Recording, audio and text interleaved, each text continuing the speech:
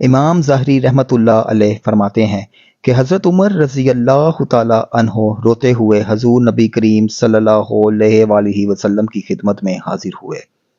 آپ نے وجہ پوچھی تو عرض کیا کہ یا رسول اللہ صلی اللہ علیہ وآلہ وسلم، دروازے پر ایک نوجوان رو رہا ہے جس نے میرا دل جلا دیا ہے۔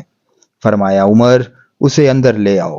وہ نوجوان روتا ہوا آپ صلی اللہ علیہ وآلہ وسلم کی خدمت میں حاضر ہوا۔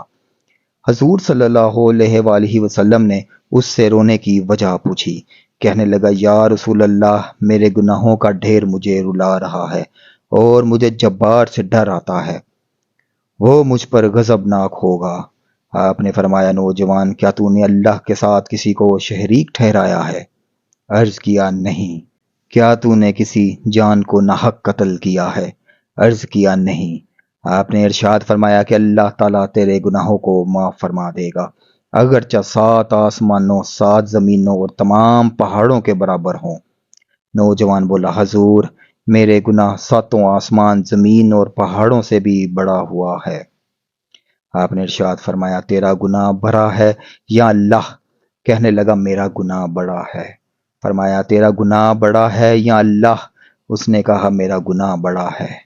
ارشاد فرمایا تیرا گناہ بڑا ہے یا تیرا اللہ؟ کہنے لگا ہاں البتہ میرا اللہ اور اس کا رحم بہت بڑا ہے۔ بس ارشاد فرمایا کہ گناہ عظیم کو خدا عظیم ہی معاف فرمائے گا، جو بہت ہی عفو درگزر کرنے والا ہے۔ پھر فرمایا ذرا اپنا گناہ تو بتا۔ اس نے عرض کیا یا رسول اللہ صلی اللہ علیہ وآلہ وسلم، مجھے آپ سے حیا آتی ہے۔ آپ نے پھر پوچھا، کہنے لگا میں کفن چور تھا اور 7 سال تک یہی پیشہ کیا۔ ایک دفعہ انصار کی ایک لڑکی فوت ہوئی، میں نے اس کی قبر کھودی، کفن اتار کر چل دیا۔ ابھی تھوڑا دور ہی گیا تھا کہ شیطان نے مجھ پر غلبہ پایا اور میں نے لوٹ کر اس سے زنا کر لیا۔ ابھی میں قبر سے نکل کر تھوڑی ہی دور گیا تھا، کیا دیکھتا ہوں، وہ لڑکی کھڑی پکار کر کہہ رہی ہے اے نوجوان، تجھے قیامت کے دن جزا و سزا دینے والے سے حیا نہیں آتی؟ جس وقت وہ اپنی کرسی فیصلے کے لیے رکھے گا اور ظالم سے مظلوم کا بدلہ دلوائے گا۔ تو مرنے والوں کے مجمع میں مجھے ننگا کر کے چل دیا ہے اور میرے اللہ کے روبرو مجھے بحالت جنابت حاضر ہونے پر مجبور کیا ہے۔ یہ سنتے ہی حضور صلی اللہ علیہ وآلہ وسلم اچھل کھڑے ہوئے اور اس کی گدی پر ایک تھپڑ رسید کیا اور فرمایا او فاسق، تو بس آگ کے لائق ہی ہے، دفع ہو جا یہاں سے۔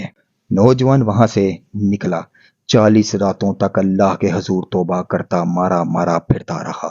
40 راتوں کے بعد آسمان کی طرف سر اٹھا کر کہنے لگا اے محمد صلی اللہ علیہ وآلہ وسلم کے خدا، آدم اور حوا کے معبود، اگر تجھے میری توبہ منظور ہے تو حضور صلی اللہ علیہ وآلہ وسلم اور آپ کے صحابہ کرام کو اس کی خبر دے دیں، ورنہ پھر آگ بھیج کر مجھے جلا دیں اور آخرت کے عذاب سے نجات دے دیں۔